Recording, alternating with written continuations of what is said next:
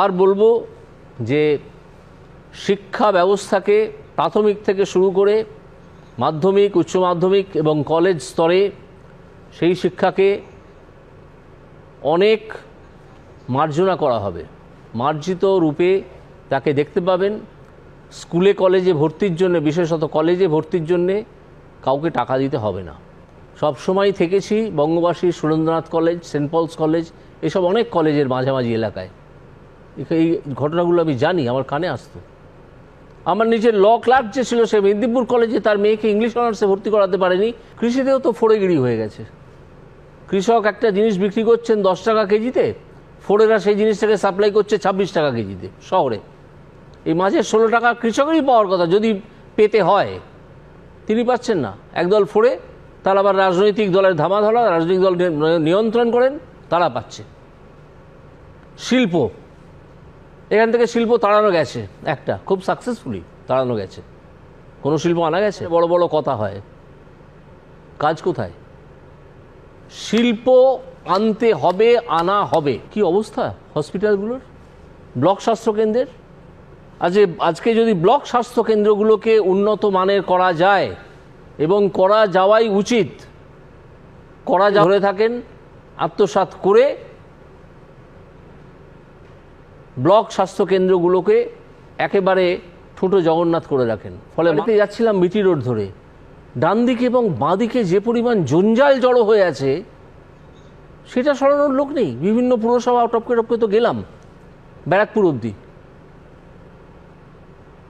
এটা সরানোর লোক নেই। এটা ঠিকমতো কাজ করা হয় না। এরকম বহু সমস্যা আছে, সেগুলো সমাধান করা হবে। বাঙালির এটা প্রাপ্য, এটা বাঙালির ছিল, বাঙালি এটা থেকে বঞ্চিত হচ্ছে বহুদিন ধরে। বিরোধিতার একটা সম্মাননা, সেই সবগুলো আসবে, থাকবে। প্রকৃত শিক্ষা প্রাথমিক, মাধ্যমিক, কলেজ স্তরে চালু হবে, সেটাকে বদলাতেই হবে। বিজেপি এলে, ক্ষমতায় যদি আসে, বিধানসভা নির্বাচনের পর, সেটা এখনও 2 বছর বাকি আছে, যার শুরুটা এই লোকসভা নির্বাচনেই করে দিতে হবে। ঘন্টা বাজিয়ে দিতে হবে, গভর্নমেন্টকে তাদের জায়গা থেকে সরিয়ে দিতে হবে। যদি সরিয়ে দেওয়া না যায়, তাহলে বাংলার বুকে অনেক দুর্ভাগ্য জমা হয়ে আছে, সেগুলো আস্তে আস্তে আরও দেখা দেবে। সমাজ বলে আর কিছু থাকবে না। সল্টলেকে থাকি, সল্টলেকে বহু বাড়িতে বৃদ্ধ বাবা আর মা, তাদের সন্তান চাকরি করতে চলে গেছেন, হয় ব্যাঙ্গালোর, নয় বোম্বে, নয় দিল্লি, ম্যাক্সিমাম ব্যাঙ্গালোর, বা তারা চলে গেছেন। এসব হচ্ছে না। শুধু শুধু সংলাপ আউড়ে যাওয়া হচ্ছে বিভিন্ন রকমের, অমুক শ্রী, তমুক শ্রী, হনেশ্রী, তেনশ্রী। আসলে কোনো শ্রী নেই, আসলে কোনো শ্রী নেই।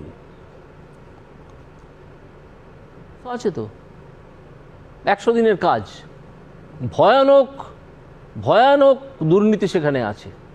ধরা পড়বে, কেউ ছাড় পাবে না। যিনি আজকে চেঁচিয়ে চেঁচিয়ে বক্তৃতা দেন মঞ্চে দাঁড়িয়ে, সেদিন তিনি বুঝতে পারবেন যে কি ভুল তিনি করেছেন। তো আপাতত এইটুকুই। আরও অনেক কথা আসবে। আপনারা শুধু একটা নতুন সরকারকে আনার জন্যে যে কাজ শুরু হচ্ছে, প্রাথমিকভাবে যেটাকে আমি বলছি লোকসভা নির্বাচন, সেখানেই তৃণমূল দলটিকে বুঝিয়ে দিন যে তোমরা যোগ্য নও, তোমরা যোগ্য নও। তোমাদের চেয়ে যোগ্যতর কোনো দল আসবে, তারা খানিকটা উন্নতি করবে। আমি তো বলি খানিকটা নয়, অনেকটা উন্নতি হবে। আপনারা নিরাশ হবেন না, আপনারা আশায় বুক বাঁধুন।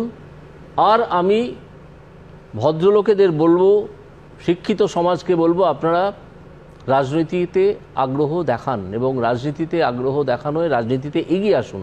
সে যে দলেই হোক, দুর্বৃত্ত দল ছাড়া এগিয়ে আসুন। না হলে রাজনীতির আঙিনাটা সাফ করা খুবই খুবই কষ্টকর হয়ে দাঁড়াবে, অসম্ভব হয়ে দাঁড়াবে।